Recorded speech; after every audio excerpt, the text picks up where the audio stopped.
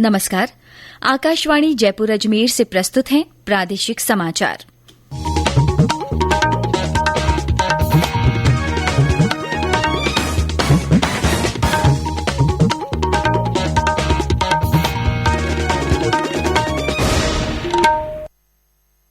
मुख्य समाचार। केंद्रीय स्वास्थ्य मंत्री मनसुख मांडविया ने कहा, आयुष्मान भारत के तहत देश भर में 1 लाख स्वास्थ्य मेलों का आयोजन।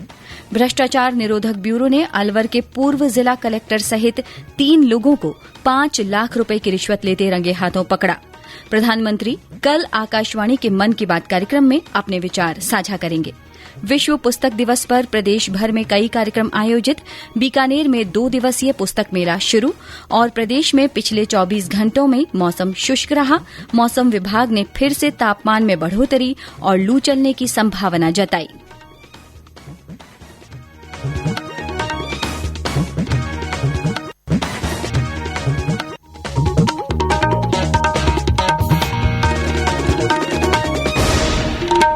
समाचारों के साथ मैं माधुरी वशिष्ठ और अब समाचार विस्तार से। केंद्रीय स्वास्थ्य मंत्री डॉक्टर मनसुख मांडविया ने कहा है कि उपखंड स्तर पर आयोजित स्वास्थ्य मेलों में गुणवत्तापूर्ण स्वास्थ्य देखभाल सेवा उपलब्ध कराने पर लोगों में काफी उत्साह देखा गया। 18 से 22 अप्रैल के बीच विभिन्न राज्यों और केंद्र शासित प्रदेशों के हर जिले के एक उपखंड में Ayushman Bharat health and wellness centre के अंतर्गत देश भर में 1 लाख मेलों का आयोजन किया गया। स्वास्थ्य मंत्रालय ने बताया कि स्वास्थ्य मेलों के 5वें दिन 4,53,000 से अधिक लोगों ने भाग लिया और देश भर के लगभग 496 प्रखंडों में स्वास्थ्य मेलों का आयोजन किया गया। 59,000 आयुष्मान भारत स्वास्थ्य आईडी बनाई गई और 17,000 प्रधानमंत्री जन आरोग्य योजना गोल्डन कार्ड जारी किए गए। इस बीच प्रदेश में अभी भी कई स्थानों पर स्वास्थ्य मेले लगाए जा रहे हैं। सवाई माधोपुर के खंडार उपखंड में आज हेल्थ मेला लगाया गया। मेले में एलोपैथी, होम्योपैथी, आयुर्वेद और यूनानी चिकित्सकों द्वारा लोगों को स्वास्थ्य परामर्श दिया गया। केंद्र सरकार ने मार्च 2024 तक प्रधानमंत्री भारतीय जन औषधि केंद्रों की संख्या 10,000 तक करने का लक्ष्य रखा है। रसायन और उर्वरक मंत्रालय ने कहा कि सरकार ने देश के 406 जिलों के 3,579 उपखंडों में जन औषधि केंद्र खोलने के लिए आवेदन मांगे हैं। आवेदन प्रक्रिया ऑनलाइन होगी। मंत्रालय ने कहा कि इस योजना के तहत आम लोगों के लगभग 15,000 करोड़ रुपए की बचत हुई है। भ्रष्टाचार निरोधक ब्यूरो की अलवर इकाई ने आज अलवर के पूर्व जिला कलेक्टर नन्नूमल पहाड़िया तथा आरएएस अधिकारी अशोक सांखला को उनके दलाल नितिन शर्मा सहित 5 लाख रुपए की रिश्वत लेते रंगे हाथों पकड़ा है। ब्यूरो के महानिदेशक बीएल सोनी ने बताया कि एसीबी को परिवादी की ओर से मिली शिकायत के आधार पर ये कार्रवाई की गई। श्री सोनी ने बताया कि परिवादी को उसकी फर्म द्वारा करवाए जा रहे निर्माण कार्यों को बिना रुकावट के चलने के एवज में 16 लाख रुपए की राशि मांगकर परेशान किया जा रहा था। अलवर एसीबी के अतिरिक्त पुलिस अधीक्षक विजय सिंह ने ट्रैप कार्यवाही की जानकारी दी।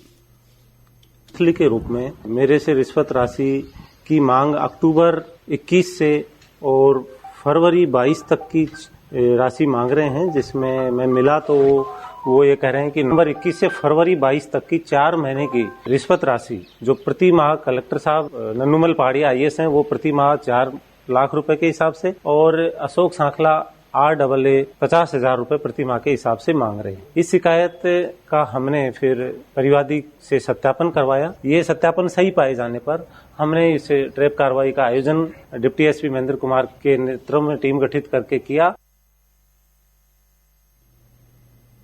अलवर जिले के राजगढ़ में अतिक्रमण हटाते समय मंदिर तोड़े जाने को लेकर लगातार राजनीति जारी है। भाजपा सांसद किरोड़ी लाल मीणा कल से राजगढ़ में धरने पर बैठे हैं। उन्होंने दोषी अधिकारियों पर कार्यवाही की मांग की। प्रदेश भाजपा का प्रतिनिधिमंडल भी आज राजगढ़ पहुंचा।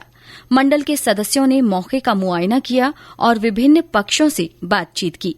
कांग्रेस नेता और पूर्व सांसद भंवर जितेंद्र सिंह तथा सामाजिक न्याय और अधिकारिता मंत्री टीकाराम जूली ने भी शहर पहुंचकर हटाए गए अतिक्रमण और मंदिर का मुआयना किया। जयपुर में एक प्रेस वार्ता को संबोधित करते हुए भाजपा सांसद कर्नल राज्यवर्धन राठौड़ ने कहा कि राजगढ़ नगरपालिका के प्रस्ताव में मंदिर तोड़ने की बात नहीं थी। उन्होंने आरोप लगाया कि राजगढ़ में द्वेष के आधार पर कार्यवाही की गई। श्री राठौड़ ने कहा कि धार्मिक स्थलों को हटाने के नियम और प्रक्रिया का पालन नहीं किया गया। मुख्यमंत्री अशोक गहलोत ने कहा है कि लोक सेवकों को हमेशा गरीब सेवा का भाव रखकर काम करना चाहिए। आज जयपुर में राजस्व सेवा परिषद के एक कार्यक्रम को संबोधित करते हुए श्री गहलोत ने कहा कि संवेदनशीलता मानव का स्वभाव है और गुड गवर्नेंस के लिए यह जरूरी है। उन्होंने कर्मचारियों और अधिकारियों को सरकार की योजनाओं को आम लोगों तक पहुंचाने का आह्वान किया। मुख्यमंत्री ने कहा कि सरकार ने शानदार बजट पेश किया है। उन्होंने कहा कि कर्मचारी और अधिकारी मिलकर ही बजट को लागू करवाएंगे। प्रदेश में नेतृत्व बदले जाने संबंधी मीडिया की खबरों का खंडन करते हुए मुख्यमंत्री ने कहा कि इस तरह की खबरें चलती रहती हैं। इतनी अफवाहें चलती रहती है अखबारों में, मीडिया में, उसकी तरफ आपको ध्यान नहीं देना। सरकार बदल रही है, मुख्यमंत्री बदल जाएंगे, आप निश्चिंत रहना। जब वो कोटेशन ही मैंने पढ़ लिया आपके सामने, तो जब मैं पहली बार मुख्यमंत्री बना 98 के अंदर, तब से मैंने सोनिया गांधी को, उन्होंने मुझे चांस दिया चीफ मिनिस्टर बनने का, पहली बार, दूसरी बार, जो भी था, तीसरी बार, तो मैंने उनको उस वक्त से अधिगत कर रखा है। मेरा इस्तीफा तो परमानेंट उनके पास में है।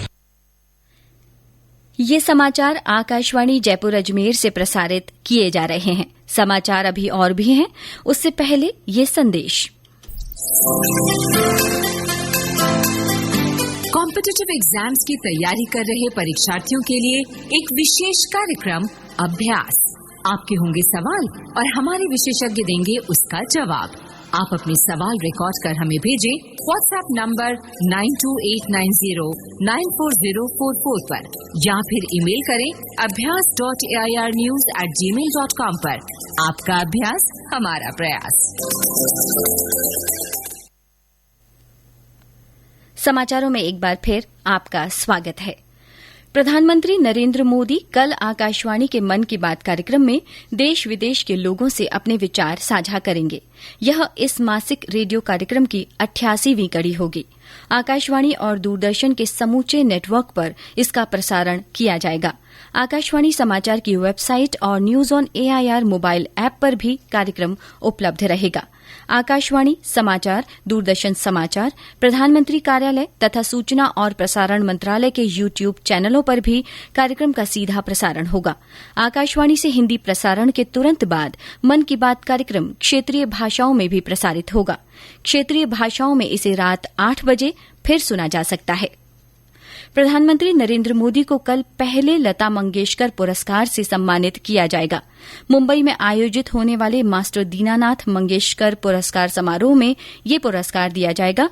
भारत रत्न लता मंगेशकर की याद में दिया जा रहा यह पुरस्कार प्रतिवर्ष राष्ट्र के प्रति महत्वपूर्ण और अनुकरणीय योगदान के लिए दिया जाएगा। पुरस्कार की घोषणा करते हुए मास्टर दीनानाथ मंगेशकर स्मृति प्रतिष्ठान ने कहा कि श्री मोदी एक अंतर्राष्ट्रीय राजनेता हैं जिन्होंने विश्व पटल पर देश का कुशल नेतृत्व किया है। प्रधानमंत्री नरेंद्र मोदी कल राष्ट्रीय पंचायती राज दिवस समारोह में भाग लेंगे। इसके लिए वे जम्मू कश्मीर का दौरा करेंगे। इस दौरान श्री मोदी करीब 20,000 करोड़ रुपए की लागत की विभिन्न विकास परियोजनाओं की आधारशिला रखेंगे। इसके साथ ही प्रधानमंत्री देश की सभी ग्राम सभाओं को संबोधित भी करेंगे। देश की सबसे बड़ी विश्वविद्यालय स्तर की खेल प्रतियोगिता खेलो इंडिया का दूसरा संस्करण कल से शुरू हो रहा है। ये प्रतियोगिताएं 3 मई तक आयोजित की जाएंगी। इनका उद्देश्य ओलंपिक तथा एशियाई खेलों के लिए 18 से 25 वर्ष के आयु वर्ग के एथलीटों की पहचान करना और उन्हें प्रशिक्षित करना है। खेलों का प्रसारण डीडी स्पोर्ट्स चैनल पर हर दिन सुबह 9 बजे से शाम 6 बजे तक किया जाएगा। आज विश्व पुस्तक दिवस है। इस अवसर पर प्रदेश भर में कई कार्यक्रम आयोजित किए जा रहे हैं। बीकानेर के राजकीय सार्वजनिक मंडल पुस्तकालय की ओर से 2 दिवसीय पुस्तक मेला आज से शुरू हुआ। ऊर्जा मंत्री भंवर सिंह भाटी ने इसका उद्घाटन करते हुए कहा कि पुस्तक का महत्व हजारों सालों से रहा है और आज भी पुस्तक की उपयोगिता जीवन में सबसे अधिक है। इस मौके पर राजस्थानी भाषा साहित्य तथा संस्कृति अकादमी के सचिव सहित कई अन्य लोग मौजूद रहे। पहली बार आयोजित हो रहे इस पुस्तक मेले में 25 प्रकाशकों तथा 10 लेखकों की पुस्तकें प्रदर्शन और बिक्री के लिए रखी गई हैं। विश्व पुस्तक दिवस के अवसर पर चूरू में शिक्षण संस्थाओं में विभिन्न प्रतियोगिताएं आयोजित की गईं और करौली में पुस्तक प्रदर्शनी का आयोजन किया गया। प्रदेश में बीते 24 घंटों में मौसम शुष्क रहा। ज्यादातर स्थानों पर दिन का तापमान 39 से 42 डिग्री के आसपास दर्ज किया गया। वहीं रात का तापमान 20 से 25 डिग्री सेल्सियस के बीच रिकॉर्ड किया जा रहा है। फलौदी में कल रात का तापमान 30 डिग्री से ऊपर दर्ज किया गया, जबकि चित्तौड़गढ़ में न्यूनतम तापमान 17.4 डिग्री सेल्सियस दर्ज किया गया। मौसम विभाग ने आगामी 48 घंटों में एक बार फिर तापमान बढ़ने की संभावना जताई है। विभाग के निदेशक राधेश्याम शर्मा ने बताया कि आगामी दिनों में तापमान में बढ़ोतरी और लू चलने की संभावना है।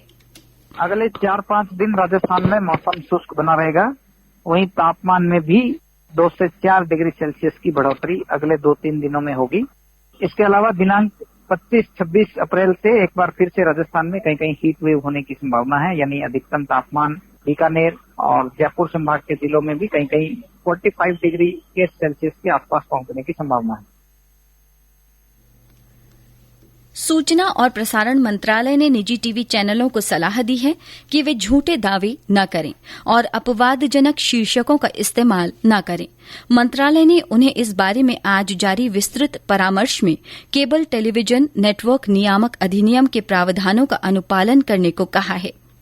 मंत्रालय ने निजी चैनलों को असंसदीय, भड़काऊ तथा सामाजिक रूप से अस्वीकार्य भाषा के इस्तेमाल और सांप्रदायिक तथा अपमानजनक टिप्पणियां करने के प्रति आगाह किया है। आकाशवाणी समाचार ने प्रतियोगी परीक्षाओं के लिए साप्ताहिक संवाद कार्यक्रम अभ्यास शुरू किया है। इसका उद्देश्य प्रतियोगी परीक्षाओं की तैयारी कर रहे विद्यार्थियों और रोजगार तलाश रहे अभ्यर्थियों की मदद करना है। इस कार्यक्रम की चौथी कड़ी आज रात 9:30 बजे प्रसारित होगी। इस कड़ी का विषय है अर्थशास्त्र। नई दिल्ली के श्रीराम कॉलेज ऑफ कॉमर्स में अर्थशास्त्र की एसोसिएट प्रोफेसर डॉ मल्लिका कुमार प्रश्नों के उत्तर देंगी। अभ्यास की अगली कड़ी 30 अप्रैल को प्रसारित की जाएगी। यह कार्यक्रम प्रत्येक शनिवार को रात 9:30 बजे से 10 बजे तक प्रसारित किया जाता है। प्रादेशिक समाचार बुलेटिन आप हमारे ट्विटर हैंडल @AIR_News_जयपुर पर फॉलो कर सकते हैं।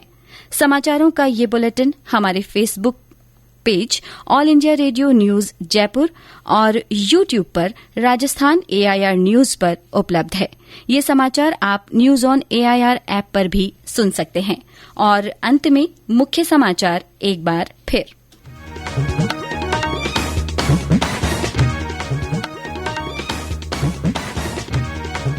केंद्रीय स्वास्थ्य मंत्री मनसुख मांडविया ने कहा है कि आयुष्मान भारत के तहत देश भर में 1 लाख स्वास्थ्य मेलों का आयोजन किया गया। भ्रष्टाचार निरोधक ब्यूरो ने अलवर के पूर्व जिला कलेक्टर सहित 3 लोगों को 5 लाख रुपए की रिश्वत लेते रंगे हाथों पकड़ा है। प्रधानमंत्री कल आकाशवाणी के मन की बात कार्यक्रम में अपने विचार साझा करेंगे। विश्व पुस्तक दिवस पर प्रदेश भर में कई कार्यक्रम आयोजित हो रहे हैं। बीकानेर में 2 दिवसीय पुस्तक मेला शुरू हुआ और प्रदेश में पिछले 24 घंटों में मौसम शुष्क रहा। मौसम विभाग ने तापमान में बढ़ोतरी और लू चलने की संभावना जताई है। इसी के साथ प्रादेशिक समाचार बुलेटिन समाप्त हुआ। नमस्कार।